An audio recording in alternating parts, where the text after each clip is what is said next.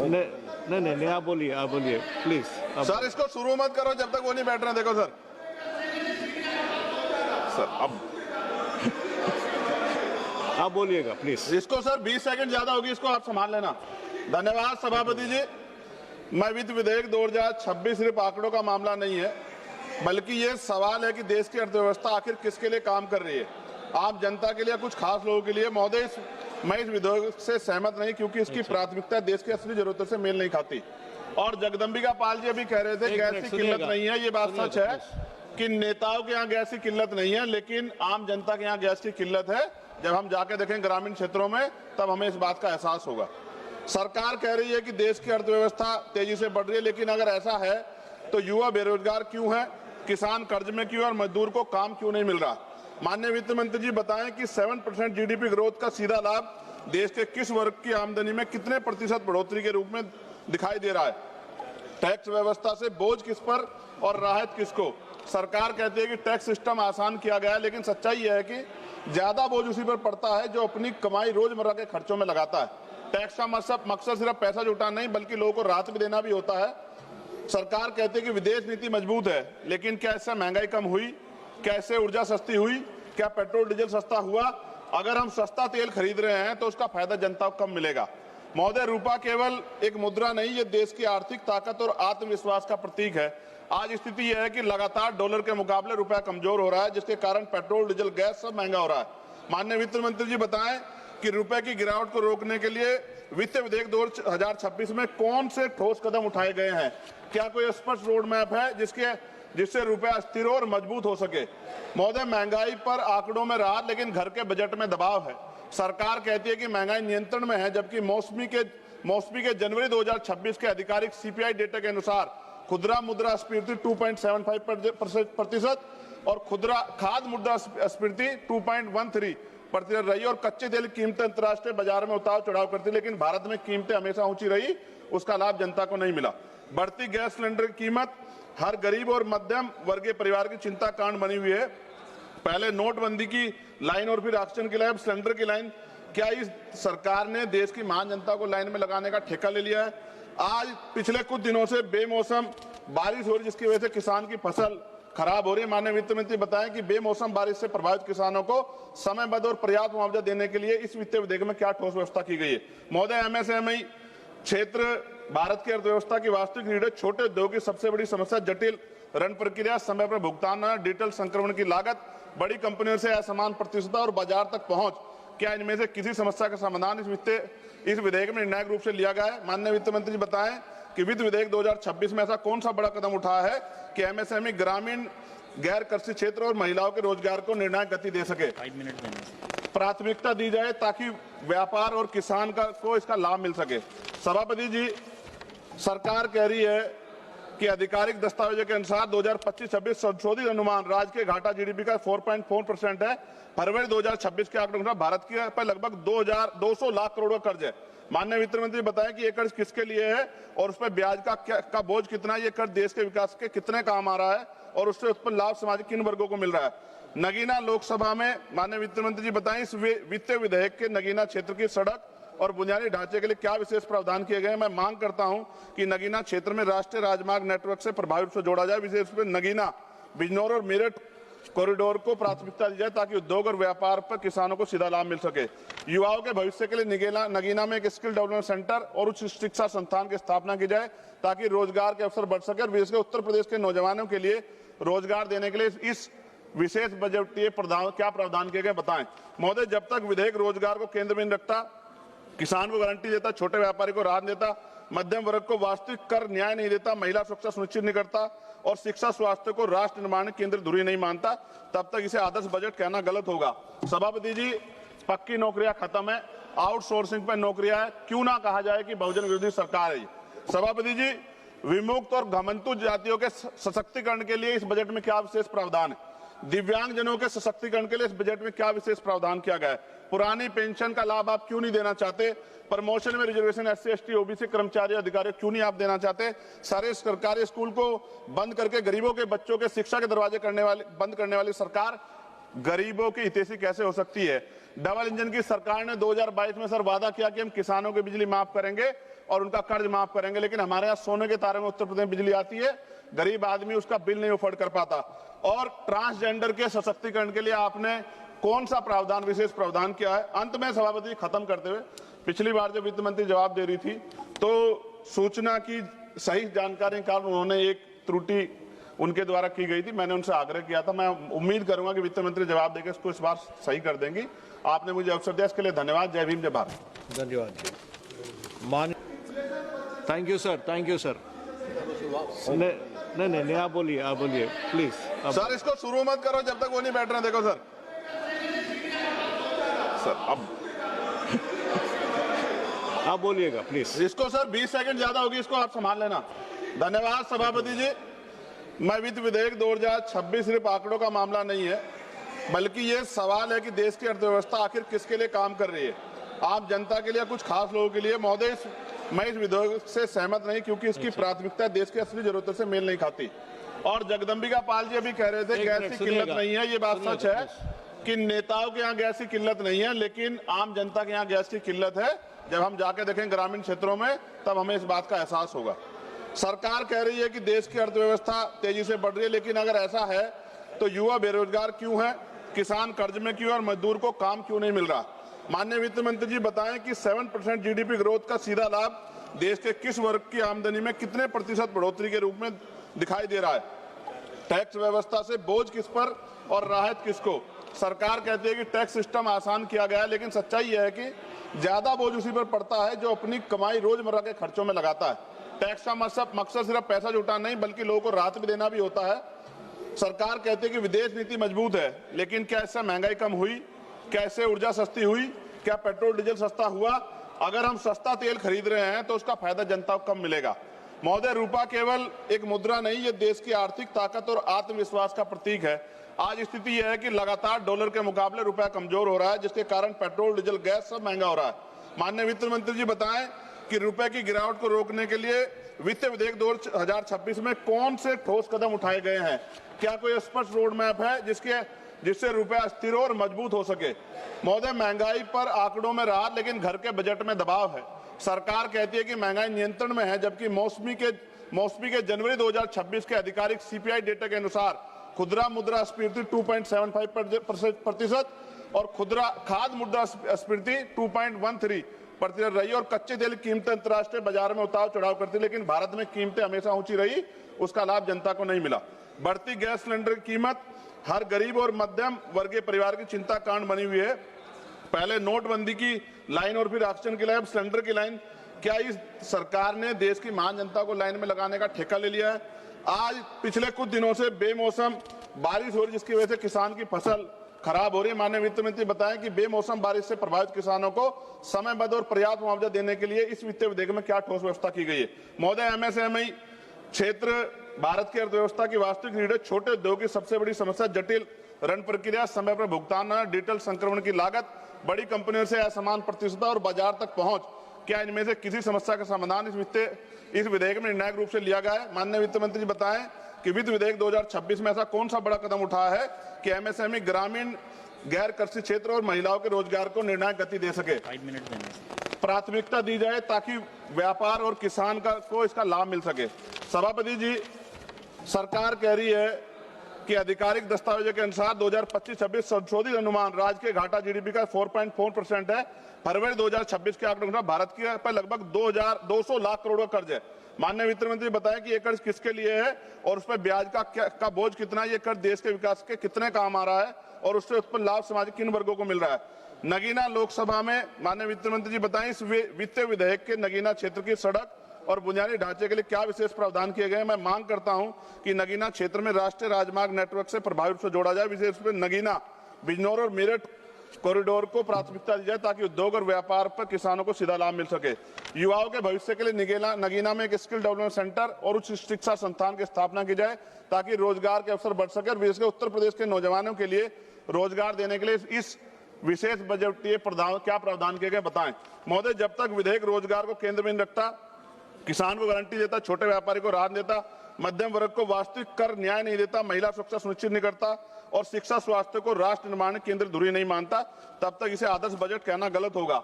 सभापति जी, पक्की नौकरियां खत्म है, आउटसोर्सिंग पर नौकरियां है, क्यों ना कहा जाए कि बहुजन विरोधी सरकार है।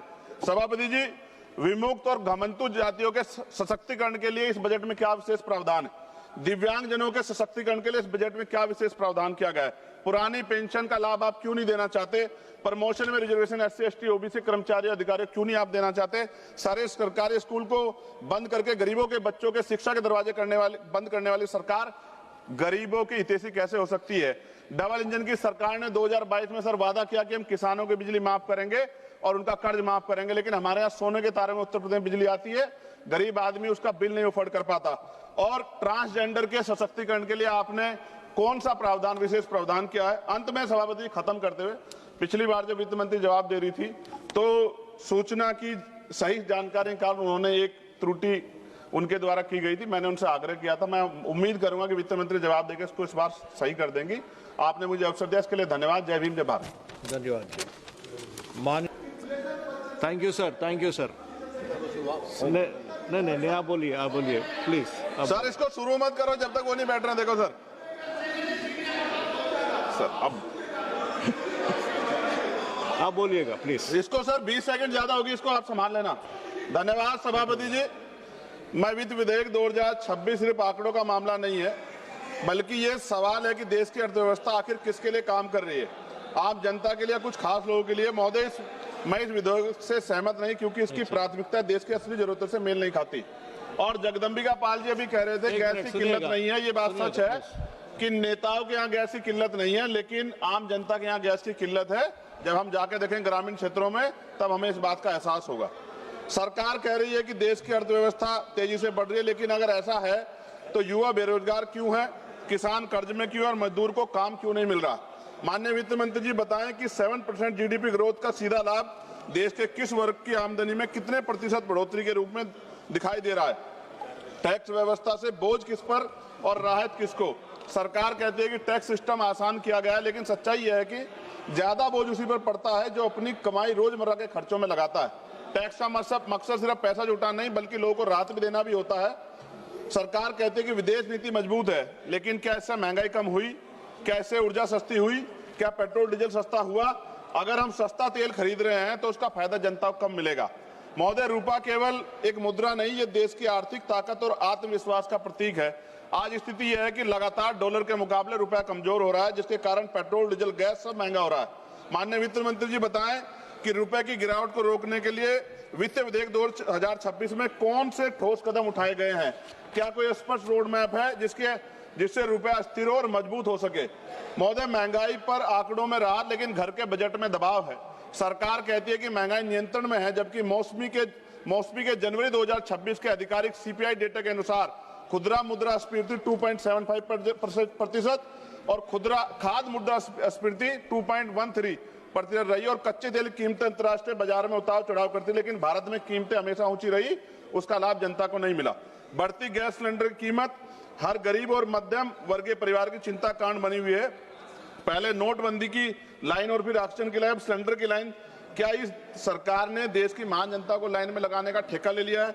आज पिछले कुछ दिनों से बेमौसम बारिश हो रही, जिसकी वजह से किसान की फसल खराब हो रही है। माननीय वित्त मंत्री बताएं कि बेमौसम बारिश से प्रभावित किसानों को समयबद्ध और पर्याप्त मुआवजा देने के लिए इस वित्तीय विधेयक में क्या ठोस व्यवस्था की गई है?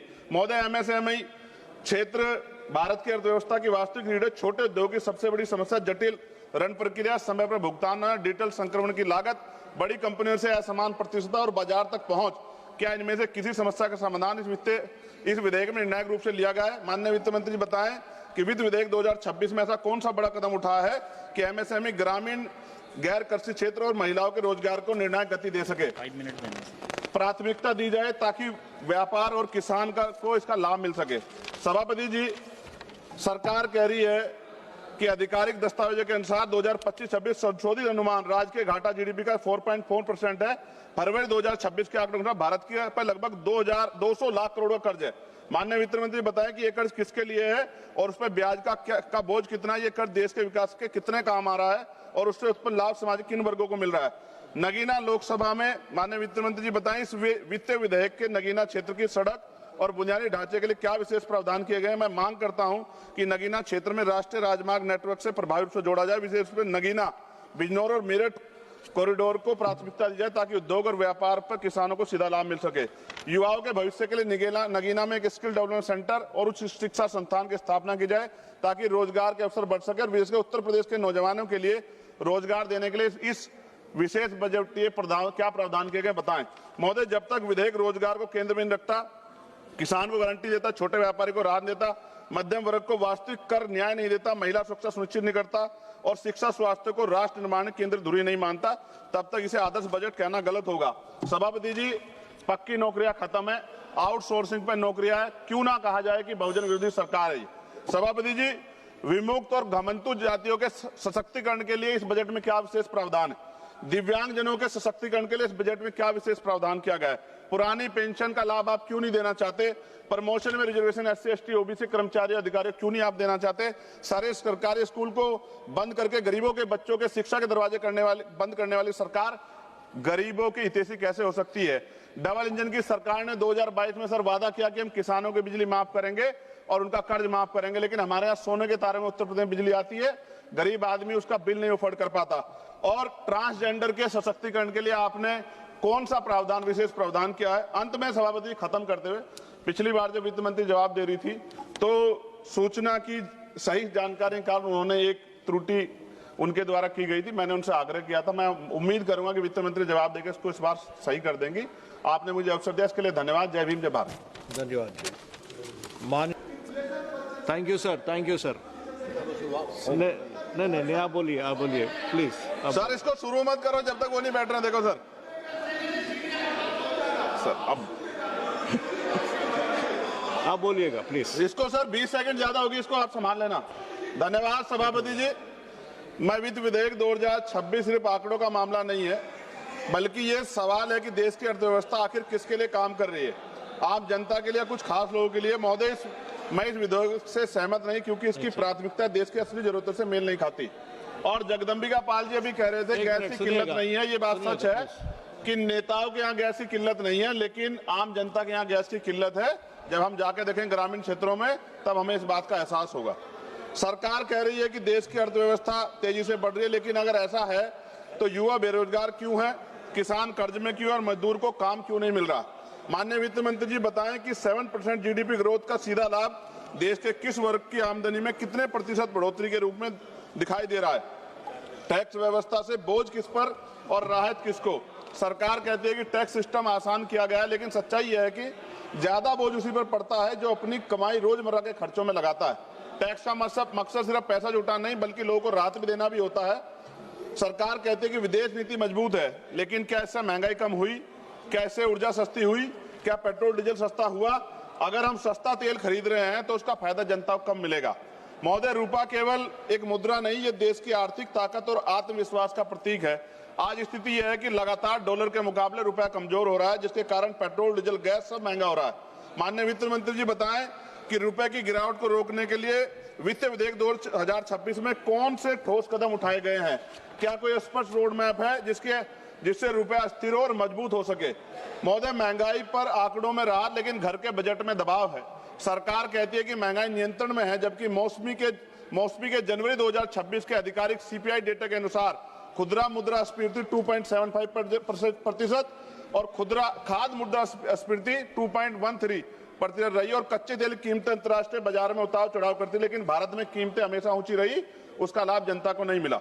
बढ़ती गैस सिलेंडर की कीमत हर गरीब और मध्यम वर्गीय परिवार की चिंता कारण बनी हुई है। पहले नोटबंदी की लाइन और फिर ऑक्सीजन की लाइन, सिलेंडर की लाइन। क्या इस सरकार ने देश की महान जनता को लाइन में लगाने का ठेका ले लिया है। आज पिछले कुछ दिनों से बेमौसम बारिश हो रही, जिसकी वजह से किसान की फसल खराब हो रही है। माननीय वित्त मंत्री बताएं कि बेमौसम बारिश से प्रभावित किसानों को समयबद्ध और पर्याप्त मुआवजा देने के लिए इस वित्तीय विधेयक में क्या ठोस व्यवस्था की गई है। महोदय, MSME क्षेत्र भारत की अर्थव्यवस्था की वास्तविक रीढ़ है। छोटे उद्योग की सबसे बड़ी समस्या जटिल ऋण प्रक्रिया, समय पर भुगतान, डिजिटल संक्रमण की लागत, बड़ी कंपनियों से असमान प्रतिस्पर्धा और बाजार तक पहुंच। क्या इनमें से किसी समस्या का समाधान इस विधेयक में निर्णायक रूप से लिया गया है। माननीय वित्त मंत्री जी बताएं कि वित्त विधेयक 2026 में ऐसा कौन सा बड़ा कदम उठाया है कि MSME ग्रामीण, गैर कृषि क्षेत्र और महिलाओं के रोजगार को निर्णायक गति दे सके। 5 मिनट प्राथमिकता दी जाए ताकि व्यापार और किसान को इसका लाभ मिल सके। सभापति जी, सरकार कह रही है कि आधिकारिक दस्तावेजों के अनुसार 2025-26 संशोधित अनुमान राज्य के घाटा जीडीपी का 4.4% है। फरवरी 2026 के आंकड़ों के अनुसार भारत के पर लगभग 200 लाख करोड़ का कर्ज है। माननीय वित्त मंत्री बताएं कि ये कर्ज किसके लिए है और उस पर ब्याज का बोझ कितना है, ये कर्ज देश के विकास के कितने काम आ रहा है और उससे उत्पन्न लाभ समाज के किन वर्गों को मिल रहा है। नगीना लोकसभा में माननीय वित्त मंत्री जी बताएं इस वित्तीय विधेयक के नगीना क्षेत्र की सड़क और बुनियादी ढांचे के लिए क्या विशेष प्रावधान किए गए हैं। मैं मांग करता हूं कि नगीना क्षेत्र में राष्ट्रीय राजमार्ग नेटवर्क से प्रभावी रूप से जोड़ा जाए, विशेष रूप से नगीना, बिजनौर और मेरठ कॉरिडोर को प्राथमिकता दी जाए ताकि उद्योग और व्यापार पर किसानों को सीधा लाभ मिल सके। युवाओं के भविष्य के लिए नगीना में एक स्किल डेवलपमेंट सेंटर और उच्च शिक्षा संस्थान की स्थापना की जाए ताकि रोजगार के अवसर बढ़ सके और विशेषकर उत्तर प्रदेश के नौजवानों के लिए रोजगार देने के लिए इस विशेष बजटीय क्या प्रावधान किए गए बताएं। महोदय, जब तक विधेयक रोजगार को केंद्र में रखता, किसान को गारंटी देता, छोटे व्यापारी को राहत देता, मध्यम वर्ग को वास्तविक कर न्याय नहीं देता, महिला सुरक्षा नहीं करता और शिक्षा को राष्ट्र निर्माण केंद्र जरूरी नहीं मानता, तब तक इसे आदर्श बजट कहना गलत होगा। सभापति जी, पक्की नौकरियां खत्म है, आउटसोर्सिंग पर नौकरियां है, क्यों ना कहा जाए कि बहुजन विरोधी सरकार है। सभापति जी, विमुक्त और घमंतु जातियों के सशक्तिकरण के लिए इस बजट में क्या विशेष प्रावधान है। दिव्यांगजनों के सशक्तिकरण के लिए इस बजट में क्या विशेष प्रावधान किया गया है। पुरानी पेंशन का लाभ आप क्यों नहीं देना चाहते। प्रमोशन में रिजर्वेशन SC ST OBC कर्मचारी अधिकारी क्यों नहीं आप देना चाहते। सारे सरकारी स्कूल को बंद करके गरीबों के बच्चों के शिक्षा के दरवाजे बंद करने वाली सरकार गरीबों की हितैषी कैसे हो सकती है। डबल इंजन की सरकार ने 2022 में सर वादा किया कि हम किसानों की बिजली माफ करेंगे और उनका कर्ज माफ करेंगे, लेकिन हमारे यहाँ सोने के तारे में उत्तर प्रदेश में बिजली आती है, गरीब आदमी उसका बिल नहीं अफोर्ड कर पाता। और ट्रांसजेंडर के सशक्तिकरण के लिए आपने कौन सा प्रावधान, विशेष प्रावधान किया है। अंत में सभापति खत्म करते हुए, पिछली बार जब वित्त मंत्री जवाब दे रही थी तो सूचना की सही जानकारी के कारण उन्होंने एक त्रुटि उनके द्वारा की गई थी, मैंने उनसे आग्रह किया था। मैं उम्मीद करूंगा कि वित्त मंत्री जवाब देकर इसको इस बार सही कर देंगी। आपने मुझे अवसर दिया, इसके लिए धन्यवाद। जय भीम, जय भारत। धन्यवाद। Thank you sir, thank you sir. नहीं, आप बोलिए प्लीज। सर, इसको शुरू मत करो जब तक वो नहीं बैठ रहे। देखो सर अब आप बोलिएगा प्लीज। इसको सर 20 सेकंड ज्यादा होगी, इसको आप संभाल लेना। धन्यवाद सभापति जी। मैं वित्त विधेयक 2026 सिर्फ आंकड़ों का मामला नहीं है, बल्कि ये सवाल है कि देश की अर्थव्यवस्था आखिर किसके लिए काम कर रही है, आम जनता के लिए, कुछ खास लोगों के लिए। महोदय, मैं इस विधेयक से सहमत नहीं क्योंकि इसकी प्राथमिकता देश की असली जरूरतों से मेल नहीं खाती। और जगदम्बिका पाल जी अभी कह रहे थे गैस की किल्लत नहीं है, ये बात सच है कि नेताओं के यहाँ गैस की किल्लत नहीं है, लेकिन आम जनता के यहाँ गैस की किल्लत है। जब हम जाके देखें ग्रामीण क्षेत्रों में, तब हमें इस बात का एहसास